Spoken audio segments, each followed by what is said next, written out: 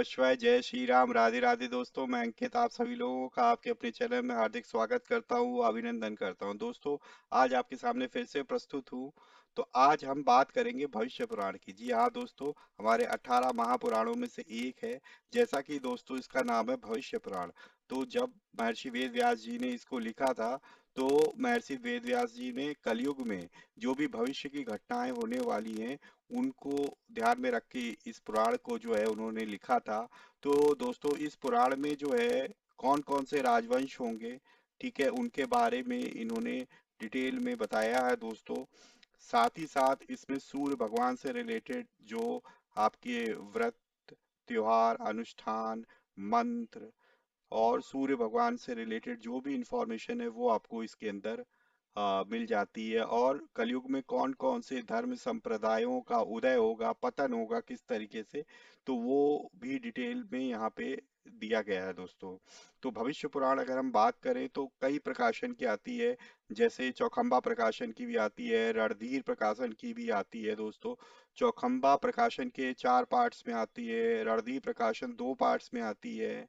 और अगर हम बात करें अपने सदाबहार गीता प्रेस की दोस्तों, तो यहाँ पे कोई पेड किसी का यहाँ पे पेड मतलब जो है प्रचार नहीं कर रहा हूँ। ठीक है, मैं अपनी स्वेच्छा से कर रहा हूँ, मुझे यहाँ कोई पैसा नहीं मिलता है दोस्तों। तो गीता प्रेस में हमारे पास जो आती है सर्वप्रथम कल्याण के विशेषांक के रूप में जो है निकाली थी गीता प्रेस ने सन 1992 में दोस्तों। जी हाँ, 1992 में जो है निकाली थी। तो आप लोगों से पहले तो रिक्वेस्ट है कि अगर वीडियो अच्छा लगे तो प्लीज वीडियो को लाइक जरूर करिएगा, और जो है चैनल को सब्सक्राइब करिएगा, और ज्यादा से ज्यादा अपने लोगों को जो है शेयर करिएगा, ताकि वो भी इस इंफॉर्मेशन इस वीडियो में जान सके कि जो कल्याण का विशेषांक आया था 1992 में भविष्य पुराण अंक का, वो और 2018 में रिपब्लिश किया गया था इस कल्याण अंक को दोबारा उसकी डिमांड पर एज अ पुराण। तो उन दोनों में क्या कोई डिफरेंस है, कई लोगों ने मुझसे पूछा था। तो आज मैं उसका उत्तर देना जा रहा हूं दोस्तों कि इन दोनों में क्या डिफरेंस है भी या नहीं। अगर नहीं है तो कोई बात नहीं, आप दोनों में से जो आपको उपलब्ध हो वो आप ले सकते हैं। और अगर इसके अंदर डिफरेंस है तो क्या डिफरेंस है, ये हम डिटेल में चर्चा करने वाले हैं। मेरे पास पीडीएफ है, तो पीडीएफ के माध्यम से मैं आप लोगों को बताने जा रहा हूं दोस्तों। तो अंत तक जरूर बनिएगा और सब्सक्राइब करिएगा चैनल को, बेल आइकन को जरूर प्रेस करिएगा, ताकि लेटेस्ट से लेटेस्ट वीडियो की इंफॉर्मेशन तुरंत मिल सके। तो जी हाँ दोस्तों, तो ये जो पहली है हमारे पास, ये कल्याण की हमारे पास संक्षिप्त भविष्य पुराण अंक है, जो कि वर्ष 66वें में आया था, 66 वर्ष में, और जनवरी में आया था। तो ये वाला जो कल्याण का अंक है दोस्तों, भविष्य पुराण अंक, तो इसमें जैसा कि नाम है तो संक्षिप्त है, दोनों ही जो अंक के रूप में और जो एज ए कंप्लीट पुराण के रूप में, दोनों ही संक्षिप्त हैं दोस्तों। ठीक है, तो पहला तो यह है, सिमिलरिटी यही है कि दोनों में क्या है, संक्षिप्त है, यहाँ पे कोई भी डिफरेंस नहीं है।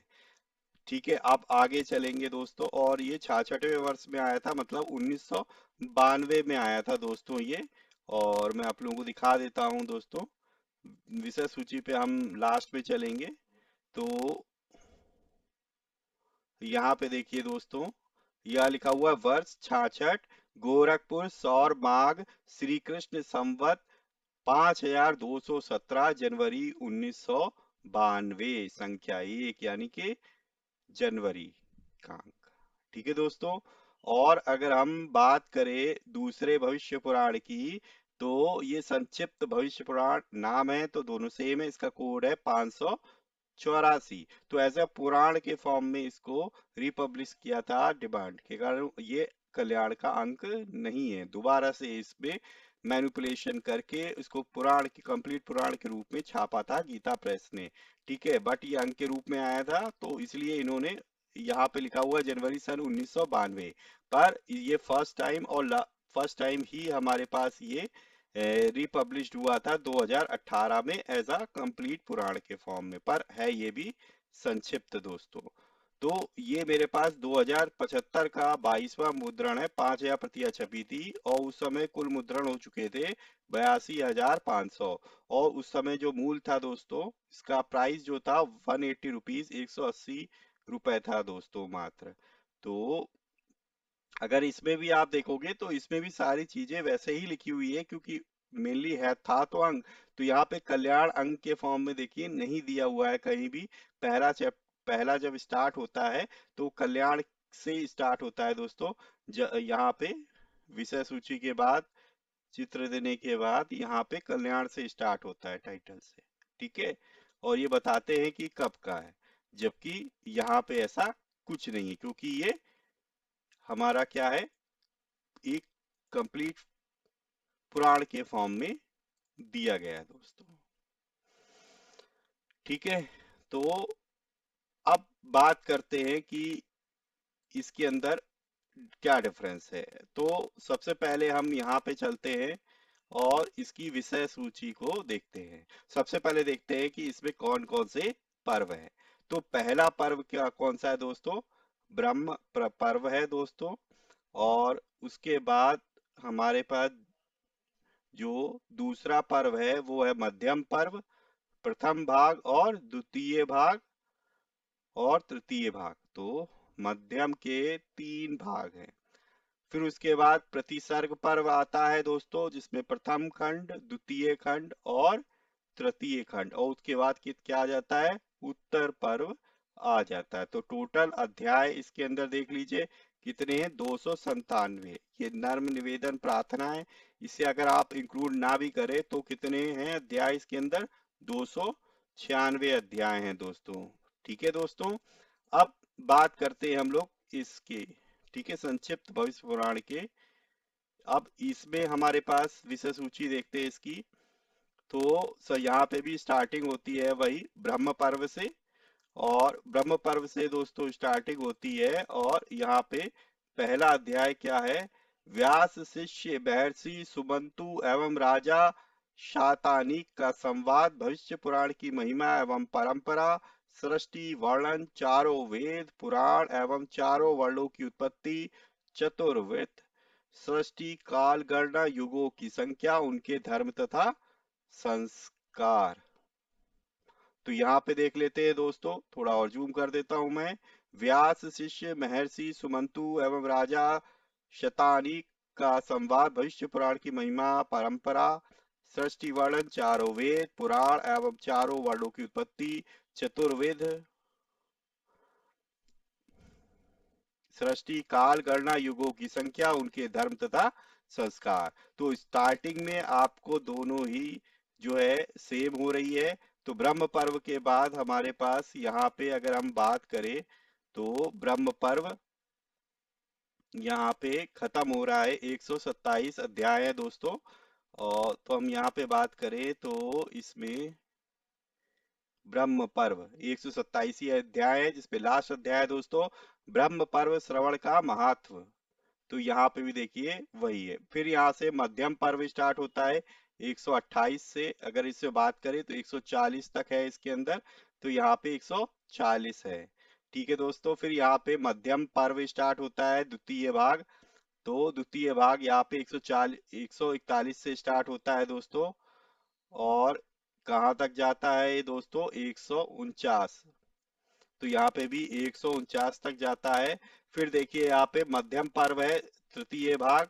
ये भी देखिए तृतीय भाग जो 150 से स्टार्ट होता है, 150 से। और ये मध्यम भाग तृतीय भाग है, और ये 157 तक जाता है, यहाँ पे भी 57 तक जाता है। फिर देखिए दोस्तों प्रतिसर्ग पर्व का प्रथम खंड स्टार्ट होता है 158 से 163 तक। तो यहाँ पे भी 158 से लेकर 163 तक है। फिर देखिए प्रतिसर्ग द्वितीय पर्व 164 से स्टार्ट हुआ है दोस्तों, और ये 184 तक। यहाँ पे भी देखिए द्वितीय पर्व 164 से स्टार्ट हुआ है और 184 तक। फिर यहाँ पे देखिए आगे देखते हैं प्रतिसर्ग पर्व तृतीय खंड, जो 185 से स्टार्ट होता है और कहाँ तक गया है, 188 तक। ठीक है दोस्तों, तो यहाँ तक सेम है। अब देखिए यहाँ पे क्या हो रहा है, 188 के बाद 189 से उत्तर पर्व स्टार्ट हो रहा है। हाँ, क्षमा करें, देखिए यहाँ से आपको डिफरेंस समझ में आएगा कि यहाँ पे प्रतिसर पर्व तृतीय खंड के बाद डायरेक्ट उत्तर पर्व आ जाता है। और देखिए चैप्टर का नाम भी अलग है, महाराज युधिष्ठिर के पास व्यासादि महर्षियों का आगमन एवं, तो यहाँ से उत्तर पर्व है। अगर हम बात करें उत्तर पर्व को देखें पहले, तो उत्तर पर्व देखिए यहीं से स्टार्ट है, 213 से, यहाँ पे 179 से, 189 से महाराज युधिष्ठिर के पास व्यास आदि महर्षियों का आगमन एवं उनसे उपदेश करने के लिए युधिष्ठिर की प्रार्थना। तो यहाँ पे भी देखिए वही स्टार्ट हो रहा है, बट इसमें देखिए इतने सारे चैप्टर गायब हैं अंक वाले में। तो यहाँ पे पूरा प्रतिसर्ग चतुर्थखंड है ही नहीं, तो 189 से 189 से लेकर और यहाँ पे 212 तक अध्याय, ये पूरा चतुर्थखंड हमारा प्रतिसर्ग पर्व का गायब है इसके अंदर दोस्तों। फिर यहाँ पे देखो एक डिफरेंस समझ में आ गया कि यहाँ पे क्या है ना, जब उन्होंने पुराण के रूप में कंप्लीट निकाला, तो फिर क्या किया कि इन्होंने इसको कंप्लीट कर दिया और प्रतिसर्ग जो चतुर्थखंड छोड़ा था वो भी इन्होंने ऐड कर दिया उसमें। अब बात करते हैं यहाँ से, फिर इसके बाद फिर यहाँ पे कल्कि की विजय, और ये इसके बाद यहाँ पे भगवान कल्कि की विजय, सतयुग की उत्पत्ति कथा, अक्षय नवमी में आंवले की पूजा का महात्मा, अयोध्या में महाराज वैवस्वत का प्रतिष्ठित होना तथा प्रतिसर पर्व का उपसंहार के बाद यहाँ पे उत्तर पर्व स्टार्ट हो जाता है। तो उत्तर पर्व में देखिए 189 पे यहीं से स्टार्ट होता है दोस्तों। अगर हम इसमें बात करें तो कितने प्रतिसर उत्तर पर्व में कितने अध्याय हैं दोस्तों, तो ये पूरा दोस्तों उत्तर पर्व चल रहा है 296 दमन कोत्सव। तो यहाँ पे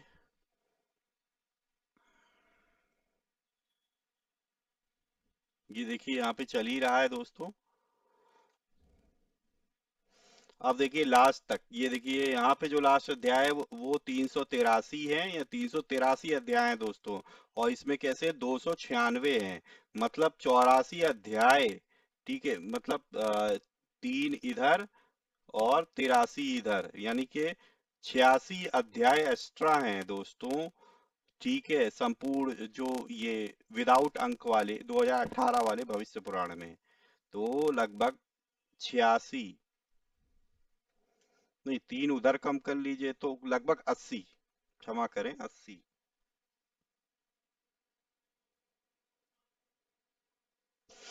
तो लगभग 80 जो अध्याय हैं वो ज्यादा हैं। तो यहाँ पे देखिए अगर हम बात करें तो इस पे कहाँ तक ये दिया हुआ है, तो देखिए लास्ट अध्याय इस नर्म निवेदन को छोड़ दिए दमकोत्सव और दो लोकोत्सव। हाँ, तो ये देखिए 320 पे, यहाँ पे 320 तक यहाँ पे उत्तर पर्व अंक वाले में खत्म हो रहा है। दमकोत्सव, दोलोत्सव तथा रथ यात्रोत्सव आदि का वर्णन देखिए यहाँ पे भी वही है, दमनकोत्सव, दोलोत्सव तथा रथ यात्रोत्सव आदि का वर्णन दिया हुआ है। तो आप देख सकते हो इतने अध्याय, मतलब टोटल 80 अध्याय जो है इस 2018 के रिपब्लिश्ड वाले संक्षिप्त महापुराण में अलग दिया हुआ है दोस्तों। तो ये आपके पास पूरा दोस्तों संस्कृत में दिया हुआ है, कहीं कहीं दो इन्होंने श्लोक भी दे दिए हैं दोस्तों बीच में। हम्म। तो यहाँ पे मेरे पास जो है इसकी पीडीएफ नहीं थी कल्याण अंक की, वो इंटरनेट पे कहीं भी अवेलेबल नहीं मिली मुझे दोस्तों, तो इसलिए मेरे पास ये सिर्फ कल्याण अंक अवेलेबल था। तो इसलिए मैंने उसको जो है केवल इसकी फोटो खींच के पीडीएफ बना के आपको मैंने इससे कंपेयर करके दिखाया। तो आपने देखा कि इसमें जो प्रतिसर्ग पर्व है, प्रतिसर्ग पर्व का जो चौथा खंड है वो उसके अंदर है ही नहीं। ठीक है, अंक वाले में और उत्तर पर्व में भी आप देख सकते हो कितने सारे अध्याय मिसिंग हैं।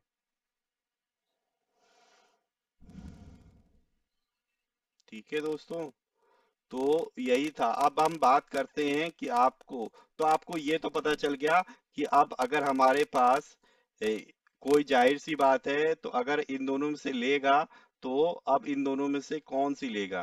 तो सबका यही आंसर होगा कि मैं 2018 वाली कंप्लीट भविष्य पुराण को लूंगा। कंप्लीट क्या, तब भी संक्षिप्त ही है दोस्तों। कंप्लीट के लिए आपको सिर्फ चौखंबा में ही मिलेगा। रणधीर वाली 2 पार्ट में है, वो भी पूरी नहीं है, 4 पार्ट में है। वो चौखंबा वाली वही किसी दिन मैं आपको उसके साथ भी कंपेयर करके दिखाऊंगा। ठीक है दोस्तों, तो ये चीज आप लोग कमेंट बताइएगा। अगर आप लोग कमेंट में ज्यादा कमेंट आएंगे कि नहीं मुझे कंपैरिजन देखना है चौखंबा की और गीता प्रेस की और रणधीर की, तो मैं कोशिश करूंगा उनकी पीडीएफ लाके आपको कंपैरिजन करके दिखा सकूं। तो अब ये इसकी अवेलेबिलिटी की बात करते हैं। तो दोस्तों हुआ क्या था कि कुछ कंट्रोवर्सी हुई थी गीता प्रेस की भविष्य पुराण के अंदर के कुछ कंटेंट को लेकर, क्योंकि फ्यूचर से रिलेटेड है, धर्म से रिलेटेड बातें भी दोस्तों दी हुई है। तो गीता प्रेस ने कहा इस तरीके की कोई बात ना हो, तो इन्होंने क्या किया कि भविष्य पुराण को बंद ही कर दिया दोस्तों। और जितने भी उनके खुद के जो है बुक स्टॉल थे गीता प्रेस के खुद के, वहां से सारे स्टॉक को इन्होंने उठा लिया था। कौन सी वाली? ये वाली 2018 की भविष्य पुराण को, जो उनके खुद के स्टॉल थे।